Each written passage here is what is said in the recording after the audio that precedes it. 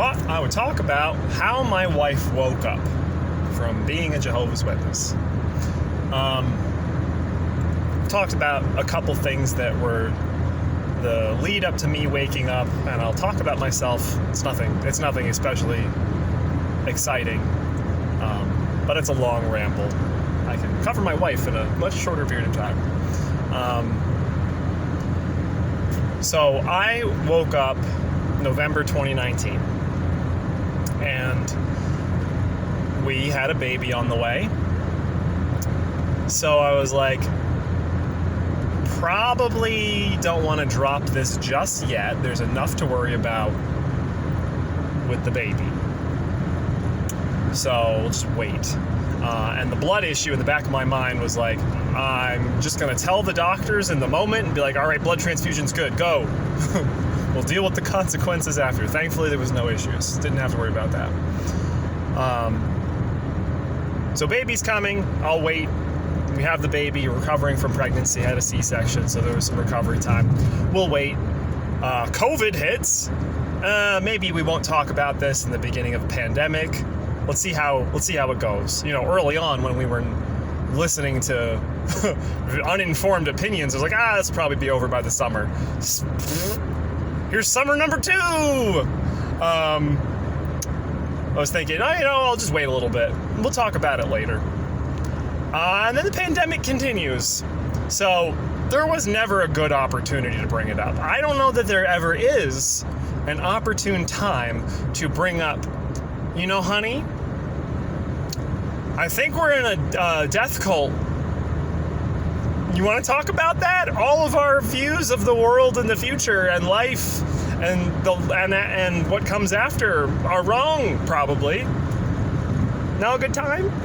There's never a good time to do that. So I sat on that and was depressed and stressed, drinking more than I would like, because it's really stressful. Even being Pimo over Zoom is stressful, because I would still interact with my parents, talk on the phone, or, we would interact outside wearing masks, so we'd still talk and stuff, and I have to try not to lie, because I don't want to lie to them. I don't want to lie to my parents or family, or especially my wife. I don't want to lie to them. But when they're like, isn't the broadcast wonderful? Like, it looks really good. Their video quality is great.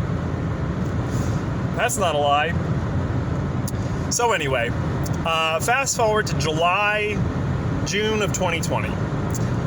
There's a news story about the ARC, the ARC, Australian Royal Commission, about how the witnesses are not rejoining the redress scheme. So the stress of keeping this very large secret from my wife and just like stewing on it has been building, and I think she could tell something was wrong. And when we were driving, it just kind of like burst out, because I mentioned the thing about the redress scheme, and she was like, is there something more? And I was like, yes. Well, what is it? I don't want to scare you. I would like to know what it is. I was like, let's talk about it when we get home. Like, why can't we talk about it now? I was like, well, just trust me. We'll talk about it when we get home, when we put the kids to bed. And so we did, and had a large bottle of wine. And so I started talking to her about some of the things. I don't remember a lot of the details because it was a lot of stuff.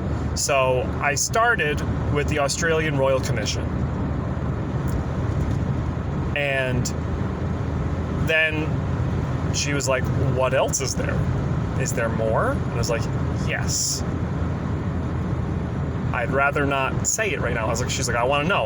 You want to know all of it? Yeah. I was like, all right, well, it's a lot. Yeah, I want to know all of it. So I give the quick bullet points of the things that are wrong with the witnesses.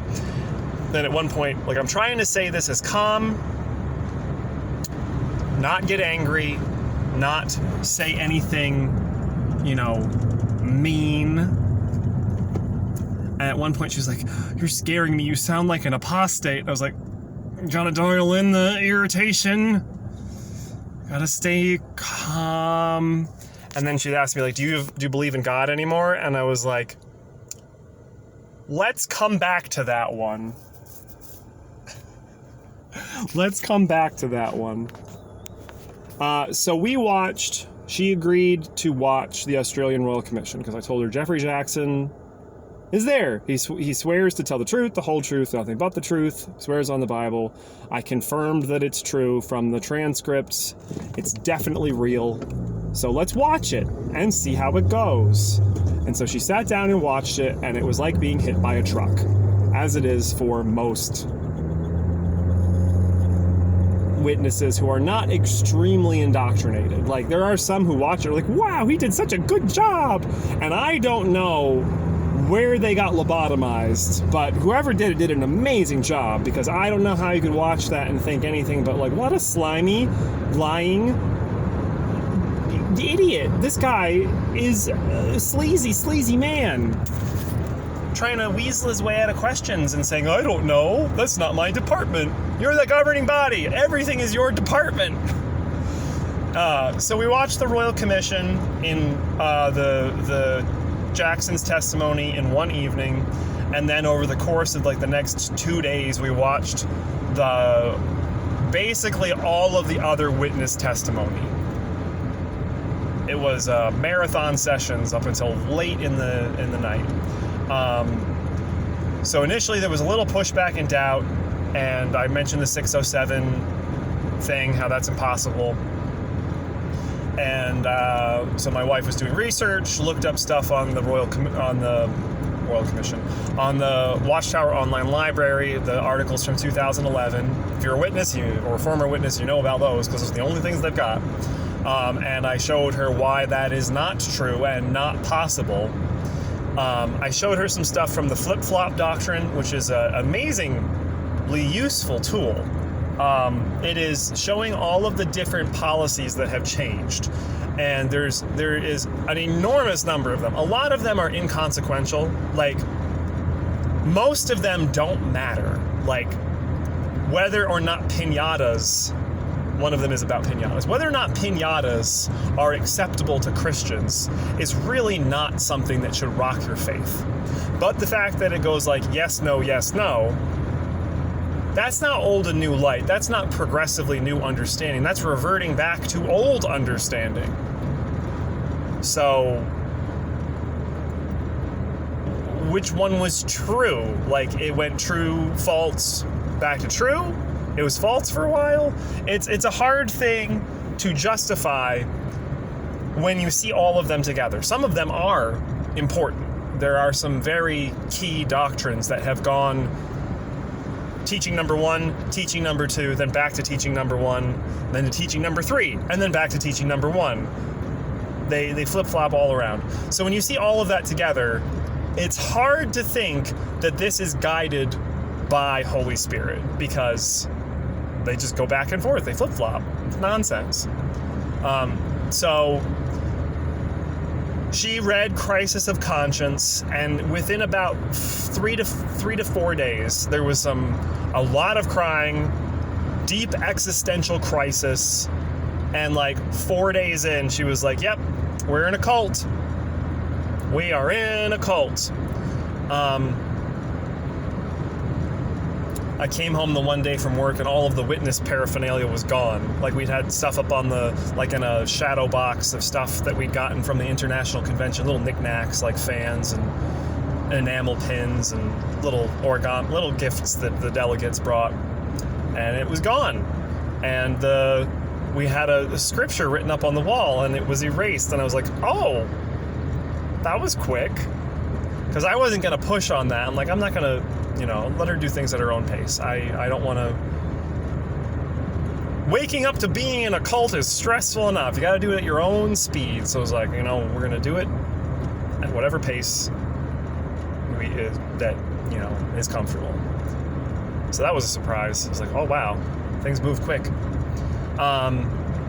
The other thing that I said early on, too, was like, if you want to go to the this was before the pandemic, so I was like, if you want to go to the meetings, I'll still go to the meetings. Like, I'm not going to... I love you. I love our kids. And I'm not going... No, this was during the pandemic. Excuse me. I remember when this happened. I was like, after the pandemic, if you still want to go to the meetings, whatever, I will go to the meetings. I'm not going to, I didn't want to be the example of the evil apostate. I'm going to hide your shoes and lock you in the closet so that you can't go to the meeting. It was like, I figured she would figure it out eventually. She figured it out very fast. So, yeah, it took about 4 days. And then, like, within a week or so, she's like, I don't believe in God. Don't believe in him. Now, if you've watched this far and you want to know my secrets, I don't have any, unfortunately. I have been on the XJW subreddit, which is a fantastic place. I highly recommend it if you haven't visited yet. It is a pretty solid community. Just like any internet community, there are trolls and there are rude people, but it is overall very, very, very helpful, very positive, good community. I like them. Lots of good resources. I have been on there since the beginning of me waking up, so November 2019. A lot, like every day, still every day. I skim now, but in the beginning I was reading every single thread. I have read a lot of threads about I want to wake up my husband, my wife, my boyfriend, fiance, my kids, my parents. How do I wake them up? I spent November, when I woke up, to when I talked to my wife, I was trying to figure out the perfect argument. I was trying to figure out what points I would say, how I would say them, how I would bring them up, what questions I would encounter and how I would counter them, because a lot of people talk to their spouse or family members and the other people don't wake up. They refuse to wake up and they're like, you're not the same person that I used to know. And it's awful for them. It's an awful environment to live in. I don't see how you can make a relationship like that work, where one of the members in the relationship thinks the other is going to die by fire. God is going to kill my husband any day now. How do you build a long-term relationship when you think that they are doomed and evil and a minion of Satan? Like, I don't see how you can make it work. So I was worried that would happen to my wife. I didn't think it would, but there is a chance. There's always a chance. So I was trying to craft the perfect argument. I was doing, I have a night job. I have a good deal of time on my hands. It was basically a full-time job of me trying to do as much research and craft, try and figure out what's the key, what's the answer, what can I say to wake someone up. And from all of that reading and research and reading other people's experiences, there isn't one. There's no piece of evidence that is good enough. All of the evidence isn't good enough for some people, because I've said this before, other people have too, like, you're not a witness because of logic and evidence and reason. You're a witness because of emotions and or indoctrination. It doesn't matter if I show you evidence against that position, because there are so many psychological hooks that the cult uses, it doesn't matter. You have the sunk cost fallacy of all of the time and energy and money, all of your friends and family being in, the years and years and years, and the hours and hours and hours in service that you've spent on a cult. You don't want to admit that that was a waste of time. You don't want to give up your hope of seeing your dead loved ones or living forever. You don't want to contemplate the fact that you're mortal. So evidence, unfortunately, is not good enough. What helped with my wife was that because of the baby, we had not been going to meetings for quite a while. So the indoctrination was weakened. COVID helped because we were Zooming. Zoom, thank you, Zoom. And so we're not paying attention to the meetings very much. And then when she would pay attention, zero in, she would hear things and be like, what? What did they just say? That was weird. She wasn't enjoying watching the broadcasts because it's cringy and weird, and the governing body are a bunch of weirdos. Black Lives Matter was a big thing, and that was a big thing. We're two white people, but you know, like, I care. I still care. So when the witnesses are saying, like, you've got to remain neutral, I'm like, yeah. I'm awake at this point, but my wife and some of our relatives are all agreeing, like, how is this a matter of political neutrality when black people are like, maybe we shouldn't just be murdered, you know? That doesn't seem very fair. Maybe we shouldn't be murdered by the police in large numbers. Controversial statement. Talk about it in the comment. Please don't. No, let's not debate racist talking points. All right. Let's just not talk about that right now. So she is having trouble with neutrality, and I had been trying to bring up little issues without being too apostate. So, like, I pointed out the fact that we wrote letters to Russia talking about rights, the religious freedoms, not being oppressed. How is this any different? And she agreed, and so did some of our friends who are still sort of in, but like, it was still an issue for them. So Black Lives Matter was a thing. And then the other thing that really helped was that we had started the Bible reading over again from Genesis. And so I apologize, any Christians out there, I apologize to you. You might not want to hear what I have to say about this, but the Old Testament is kind of horrifying. I mean, there is so much killing and rape and genocide. There's lots of babies getting killed. There's incest. Like, it is a lot of stuff. There's the account about the guy who cut up his concubine who was raped to death into a bunch of pieces. Never going to get monetized. And sent the chunks out to the different parts of Israel. The Old Testament is messed up. It really, really is. And so as we're going through it, she's like, I don't remember this story. There's things in there about how women are less valuable than men. Like, when you give birth to a male child, the price is like, I don't know, 5 shekels that you have to pay for your or 3 shekels that you have to pay for your uncleanness. But if you have a girl child, it's 5 shekels because you're extra unclean.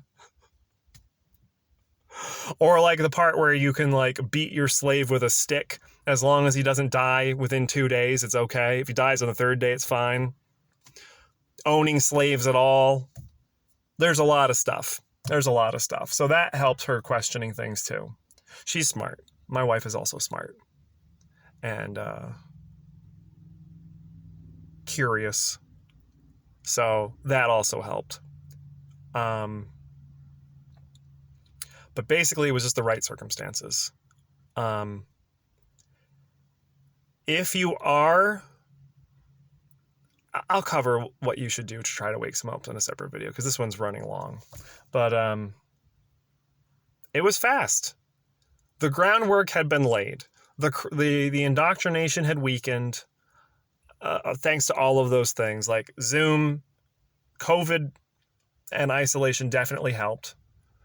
Having the kids so you're distracted and you're only tuning in for the weird bits and you're not like sitting there just like with your brain off. That helped. But thankfully, yeah, it was only 3 or 4 days. And she was like, yep, it's a cult. Now it's time to do a lot of research. And so we just like devoured every video on YouTube, watched all of Lloyd Evans and, you know, all the other XJW YouTubers. And, yeah, I mean, we're on the same page. She's got tattoos now.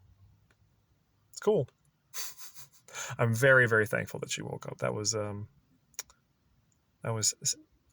again, I thought a small possibility that she would double down, but I've read other people's experiences where that's happened. Like someone who seems like they're about to wake up when confronted with the truth about the truth will refuse to see it. They'll double down and they will become super culty. So even though it was a small possibility, it still worried me. So I'm very thankful that she woke up. Yay, I love my wife. She's the best. I will talk about advice on trying to wake up a friend or family member in a separate video, because this one has gone on much longer than my usual videos. So I hope that was interesting. I will talk about my own waking up experience in another one. And then I've also got to talk about our experience with talking with 5 elders, my father, my father-in-law, my friend, and then the 2 elders on our shepherding calls. That was interesting. That will be enlightening to you. I hope. So, got to run to the store. I hope that was interesting. That was a little bit longer. So thank you for watching this extra long video from me. We'll cover those other things in the near future. So if you got any questions about what points were, helped break the indoctrination, any sticking points for my wife, I can cover that in a future video. I think that'll probably be better than answering the comments. So if there's anything about what I did talking to my wife, the points we covered, things that stuck out to her, questions about that scenario, ask in the comments, and I'll do a follow-up video on that, because everyone likes a waking up story. It's very useful. It's good to hear other people's experiences in that. So she doesn't like YouTube, and she doesn't want to be on camera, so I don't think I'm going to get her to do an interview. Maybe. We'll see. That's all I've got. I got to go in the store. Appreciate you. I appreciate you watching to the end. I'm getting closer to that 1,000 numbers. If you haven't subscribed yet, please subscribe. And then I can stop. Once I hit 1,000, I don't need to try and pimp myself out so much. Appreciate you, though. Thank you. Thank you for watching to the end. I hope you have a very good day, and I will see you next time.